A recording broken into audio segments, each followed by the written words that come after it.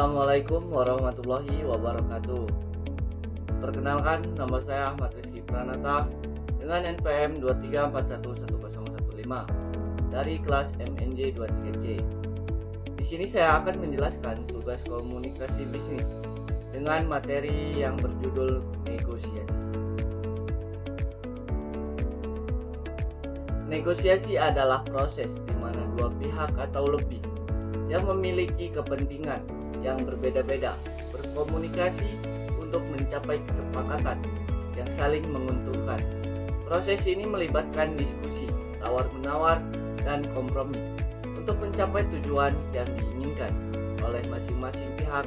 Berikut adalah beberapa elemen kunci dalam negosiasi. Yang pertama, ada pihak yang terlibat. Setidaknya ada dua pihak yang terlibat, tujuan atau kepentingan yang berbeda dan ingin mencapai kesepakatan. Yang kedua, ada kepentingan dan tujuan. Setiap pihak memiliki tujuan atau kepentingan yang ingin dicapai. Mengetahui dan memahami kepentingan masing-masing pihak sangat penting dalam proses negosiasi. Yang ketiga, ada komunikasi. Proses negosiasi melibatkan komunikasi yang efektif antara pihak-pihak yang terlibat. Ini termasuk mendengarkan, berbicara, dan mengklarifikasi poin-poin penting. Yang keempat, ada tawar-menawar. Negosiasi sering kali melibatkan tawar-menawar, di mana pihak-pihak memberikan dan menerima konsesi untuk mencapai kesepakatan yang saling menguntungkan. Yang kelima, ada strategi dan taktik. Pihak yang bernegosiasi sering menggunakan berbagai strategi dan taktik untuk mencapai tujuan mereka, seperti membuat penawaran awal, memberikan ultimatum, atau menggunakan mediator. Dan yang keenam, ada kompromi.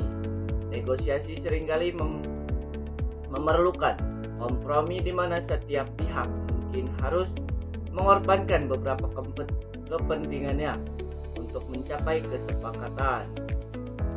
Yang ketujuh, ada kesepakatan. Tujuan akhir dari negosiasi adalah mencapai kesepakatan yang memuaskan semua pihak yang terlibat.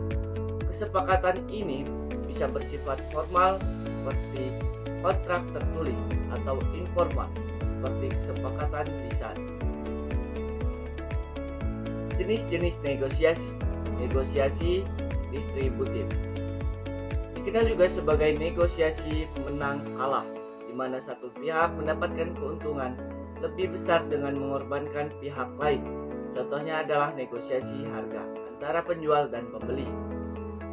Yang kedua, ada negosiasi integratif, dikenal juga sebagai negosiasi menang-menang, di mana kedua pihak berusaha menemukan solusi yang saling menguntungkan. Contohnya adalah negosiasi perjanjian kerja sama antara dua perusahaan.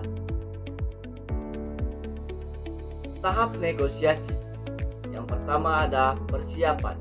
Mempersiapkan informasi, menentukan tujuan, dan mengembangkan strategi. Yang kedua, ada pembukaan.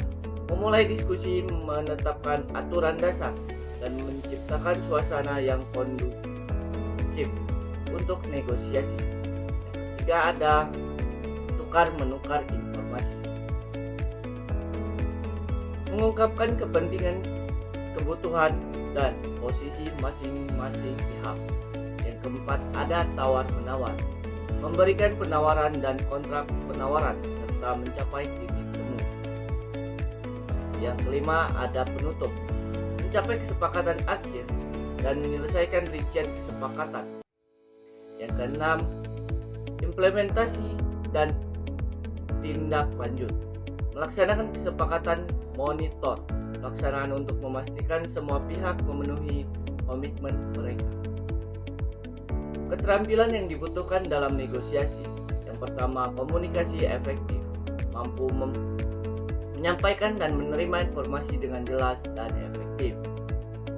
Yang kedua, kemampuan mendengarkan secara aktif untuk memahami kepentingan dan perspektif pihak lain.